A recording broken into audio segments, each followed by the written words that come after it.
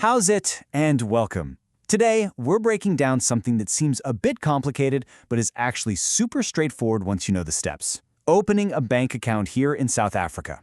Don't worry, I'm going to walk you through everything you need to know. Let's get into it. So, maybe you've just touched down, the sun is shining, and you're ready to get your new life started. Or maybe you're a local, ready for that first bit of financial independence. Whichever it is, getting a local bank account, that's your key. You'll need it for just about everything, your phone, your groceries, you name it. It's what really lets you start living like a local. All right, before you get to swipe or tap that new card, there's always a bit of, admin. The banks are going to ask for a whole bunch of documents, and you're probably thinking, geez, why all the fuss? But trust me, there's a really good reason for it all. And that reason has a name, FICA.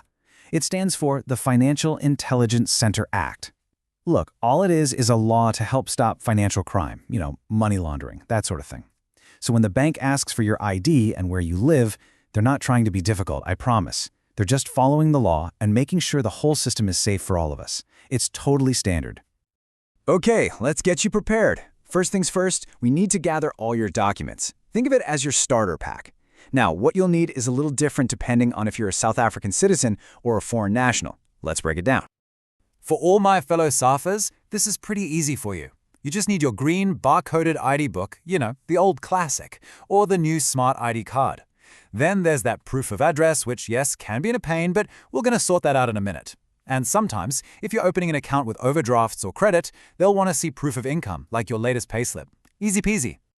Now, for our friends from overseas, the list is a little bit longer, but it's nothing to stress about. You're going to need your passport, of course, and your valid permit, whether that's for work, studying, you name it. You'll also need proof of where you're living here in South Africa, and this is the important bit. You'll likely need 3 months of bank statements from your bank back home, and maybe even a formal letter from them, so just be ready for that. Ah yes, the infamous proof of address. This is honestly the one thing that catches everyone out. It can feel like a real mission, especially if you're new in town or staying with family. But don't you worry, there are ways around it. We've got the solutions. So, what counts as proof? Well, you've got options.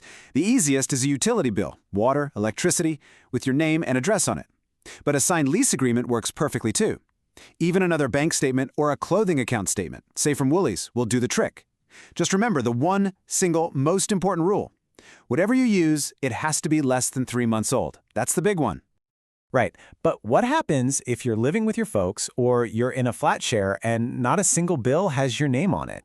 This is such a common problem, so don't panic. There are a few official ways to sort this out.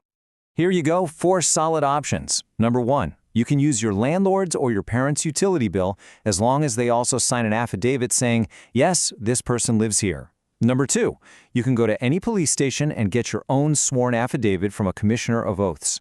3, your rental agreement is powerful proof, even if it's just for a room. And 4, if you live in company housing, just get a letter from your boss on a company letterhead. Sharp, sharp. Okay, documents are sorted. Phew. Now we get to the fun part, picking your bank.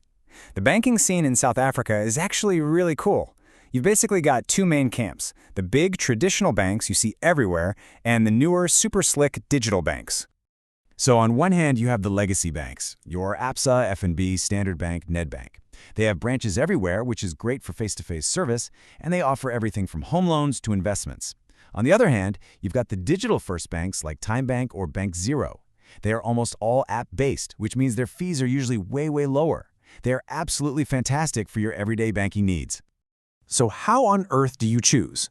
Well, for most of us, it comes down to one thing: the fees. So let's quickly look at who's offering the best bang for your buck right now.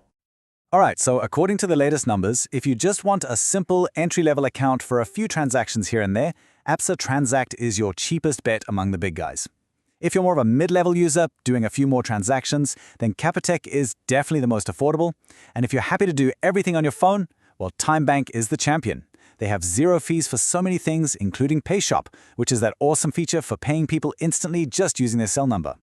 So you've got your docs, you've picked your bank, it's go time. Let's get that account open. You've really got 2 main ways to do this. Path number 1 is the digital way, and it is brilliant, but it's mostly for SA citizens. You literally download an app like Capitec's, type in your ID number, snap a few selfies, and boom, you've got a bank account in minutes. No paperwork, no queues. It's amazing. Path number 2 is the good old-fashioned way. Go into a branch with your folder of documents. This is the main route for non-residents and, of course, for anyone who just prefers to deal with a real person. And really, that's the whole point of this. It's not just about paperwork and fees. Having that local bank account is what unlocks this country for you. It just makes everything easier and lets you get on with enjoying your life here. And there you have it. You are all set up and ready to go. So my final question to you is, with that brand new card in your hand, what's the very first thing you're going to buy? Maybe a nice celebratory Coke Sister? That's it for me. Cheers!